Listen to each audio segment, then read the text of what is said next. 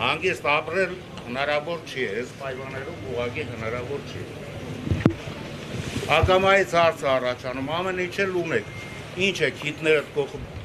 որևէ տեղ մենք քիթները չենք կողել, մենք ընդհանրապես պաշտպանում ենք մեր ինքնությունը, ուրիշ ոչինչ։ Եթե եկեղեցու նկատմամբ դրական վերաբերմունք է ցույց տալիս, դա ինչ է նշանակում։ Քիթս կողեցի աղջիկ։ Դա ինչ է նշանակում։ Իրաց պատկերացմամբ դա հանցագործություն է։ Դե ուրեմն մենք հանցագործներ ենք։ Այդքանով բավարարվեցիք, դե էստե կանգնած ենք, եկեք վերցրեք։ Ասում է ինչու է Չուլամին պարտվել։ Նիկոլ Փաշինյանն է հարցնում։ Լսի, ես ամեն մեկի մագարտակին չեմ իջնի, 7 անգամ այսօր ասել եմ։